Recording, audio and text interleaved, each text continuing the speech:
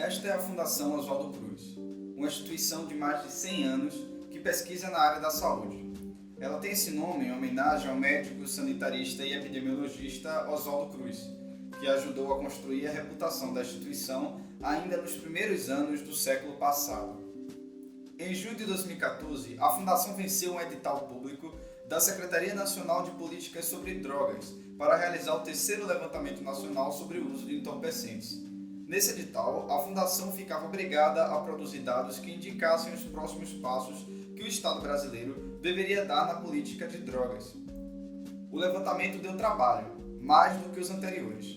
Segundo a própria Fiocruz, o terceiro levantamento nacional sobre o uso de drogas pela população brasileira era mais robusto e abrangente que os últimos dois, pois incluía também os municípios de médio e pequeno porte, as áreas rurais e as faixas de fronteira na sua pesquisa. Foram entrevistados mais de 16 mil indivíduos, e essa abrangência só tinha sido possível graças à utilização exigida no próprio edital de uma metodologia similar à do IBGE para a realização da já reconhecida Pesquisa Nacional por Amostra de Domicílios, o PNAD. O plano amostral adotado permitia, portanto, um cruzamento desses resultados com os dados oficiais do país, o que garantiria um melhor uso das informações levantadas. Acontece que, depois de 3 anos de pesquisa, o levantamento teve sua divulgação vetada pelo ministro da Cidadania do governo Bolsonaro, Osmar Terra. O ministro, para justificar a não divulgação da análise, afirmou que não confiava na pesquisa da Fundação Oswaldo Cruz, pois esta tinha um caráter ideológico e, por isso, manteria o veto. O problema dessa história é que se tem alguém com outros interesses aqui, esse alguém não é a instituição. Esse é Karl Popper, um filósofo que estudou a validade do método científico utilizado na sua época. Uma das grandes contribuições dele para a ciência foi sua teoria da falseabilidade. Em sua obra, esse austríaco afirmava que, para que uma teoria se tornasse ciência, ela deveria ser contestada, ou seja, posta à prova a partir de dados e evidências. Um cientista, portanto, não deveria tentar provar sua tese apontando as vezes em que ela deu certo, muito pelo contrário.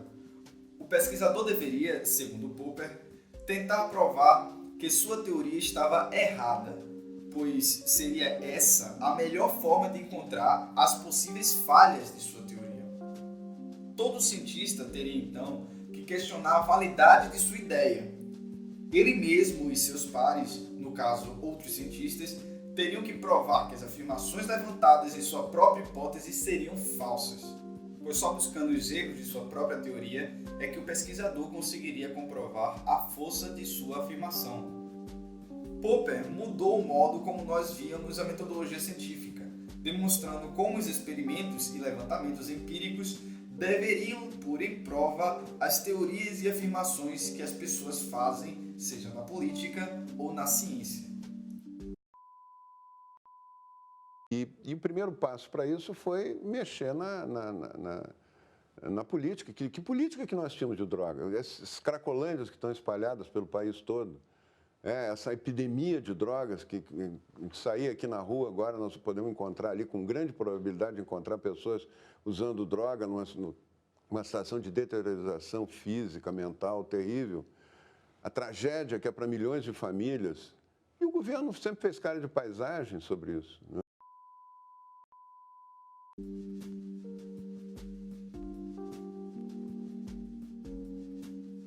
Mas a gente falou tudo isso porque o já aqui citado ministro Osmar Terra tem uma teoria.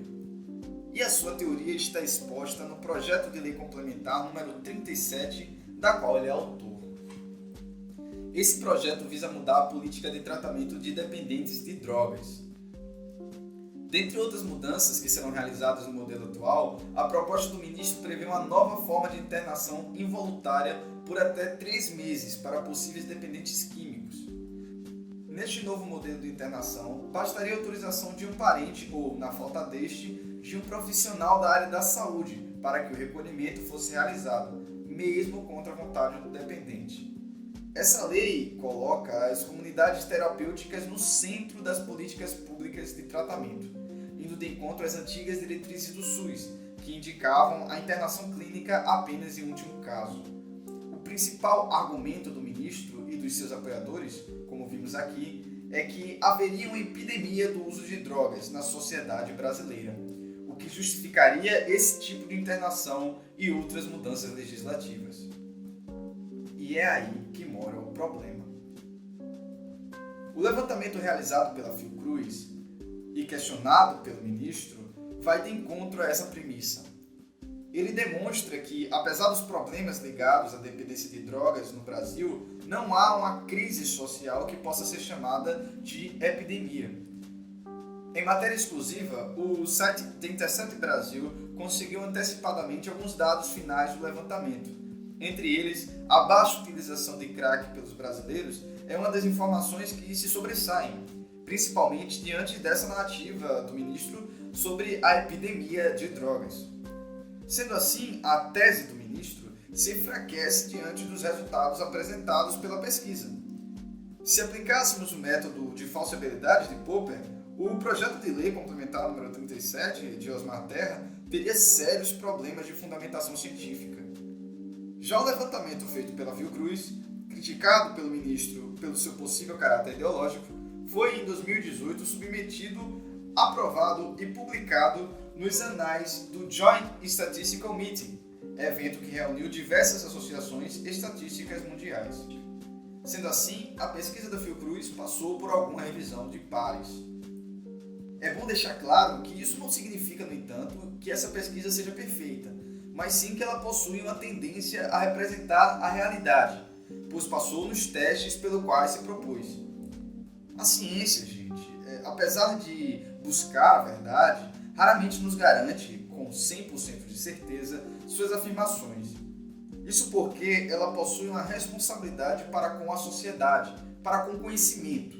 Seus indicativos, muitas vezes, podem e devem ser questionados. O questionamento, desde que bem fundamentado e empiricamente comprovado, é algo fundamental para o desenvolvimento da própria ciência. A eterna reflexão e a necessidade de se provar algo novo são premissas básicas do pensamento científico. Talvez seja por isso que esse governo ataque tanto as pesquisas e a educação universitária, pois é na universidade que se desenvolvem muitos dos levantamentos que analisam os problemas desse país.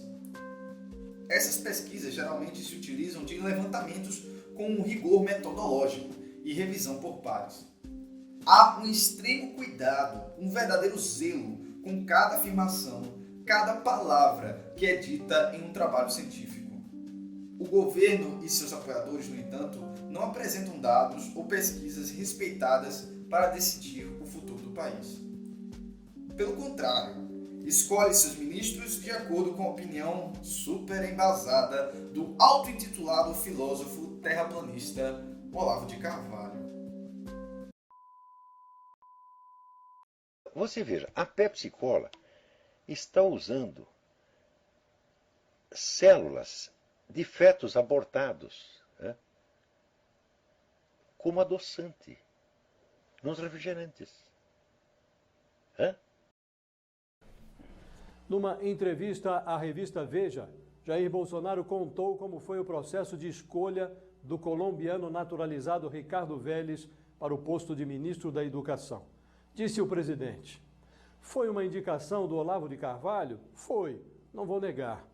Ele teve interesse, é boa pessoa. Depois liguei para ele: Olavo, você conhecia o Vélez de onde? Ah, de publicações. Pô, Olavo, você namorou pela internet?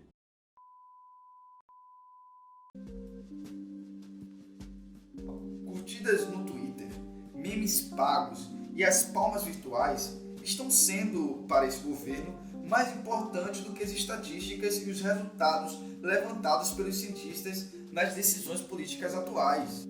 Pesquisas são postas de lado para que se favoreçam os lobbies dos apoiadores do presidente. Conspiracionismos e fanatismos se tornam cada vez mais pauta ministerial. Enquanto isso, a ciência e a educação sofrem com os cortes nas bolsas e o fim das verbas. E diante desse cenário, só nos resta uma pergunta: quais serão as consequências disso para o futuro do país? Bem, para responder isso, só o tempo, ou, ironicamente, alguma pesquisa muito bem fundamentada será capaz de responder. Por enquanto, só nos resta fazer oposição e propor algo de novo.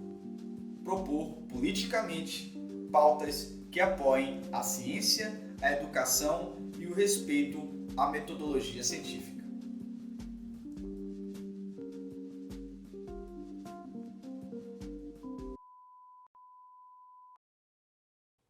Pessoal, esse foi mais algumas doses de coisa alguma. Se você gostou do vídeo, deixa o like. Se você não gostou, pode dar o dislike também. Comente nos nossos vídeos, isso ajuda muito a amplitude do vídeo da gente. Também compartilhe nossos vídeos pelo WhatsApp, pelo Facebook. Curta nossa página lá no Facebook também, nós publicamos os vídeos por lá. E se inscreve no canal, gente, isso ajuda muito a gente, porque o YouTube ele só valoriza nossos vídeos de acordo com a quantidade de inscritos que nós temos. E se você se inscreve, você começa a receber nossos vídeos toda vez que a gente publica no seu feed, tá certo? Valeu, obrigado por ter assistido até o final, um beijo no coração de vocês, até o próximo vídeo, tchau!